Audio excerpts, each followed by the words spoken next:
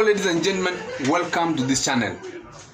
Rigathi Gachagua himself once said that in UDA party they have how the party does things, and in case any contagious or very sensitive bill gets to parliament, then the president William Samoei Ruto must approve it.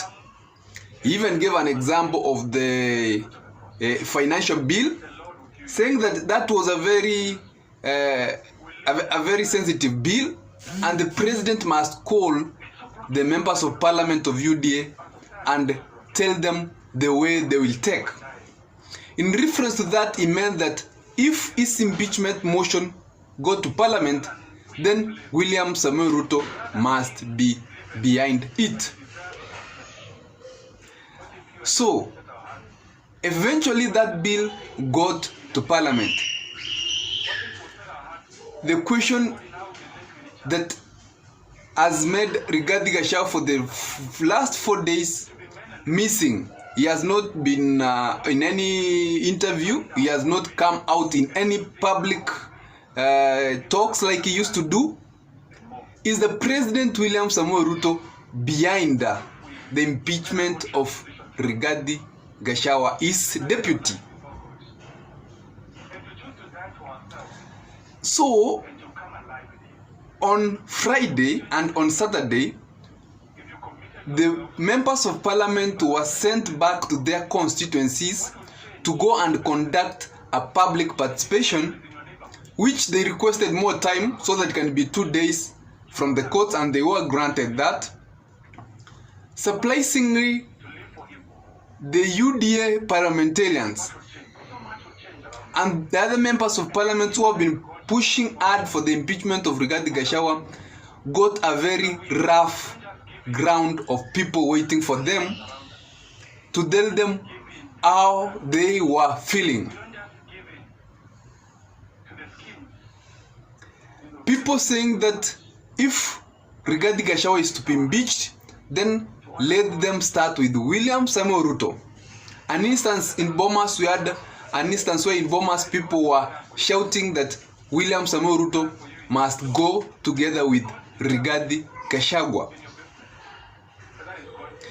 Members of parliamentarians of UDA parliamentarians of Mount Kenya region never on Friday missed from going to the mountain to conduct that public participation, because they already know that the ground there is very hot and people do not support the impeachment of Rigathi Gachagua in the Mount Kenya region, as I had told you earlier.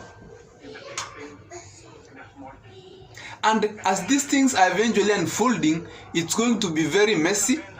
Remember that Rigathi Gachagua has assembled advocates, 20 advocates and senior counsels who are going to fight for him in courts led by Paul Muite.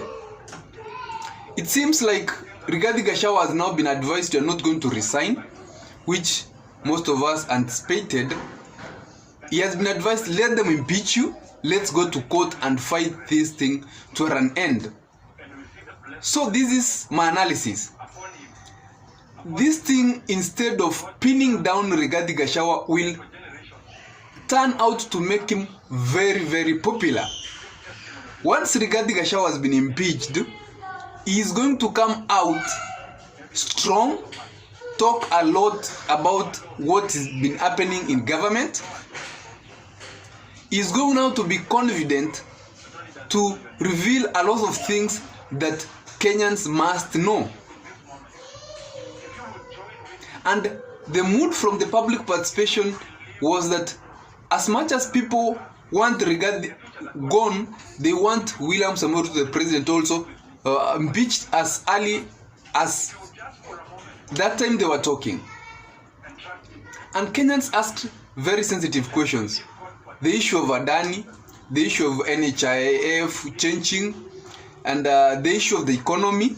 People were very, very bitter about the issue of Rigathi Gachagua being impeached as not a very issue of needing attention right now, saying that we have problems, Kenyans have problems that need quick attention, not the impeachment of Rigathi Gachagua.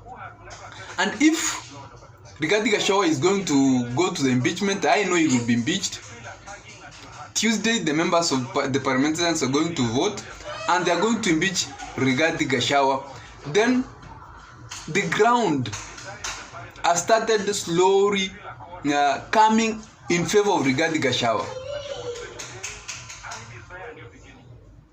And once he's been impeached, he will depend on the courts to save him so that he can run for an office in 2027.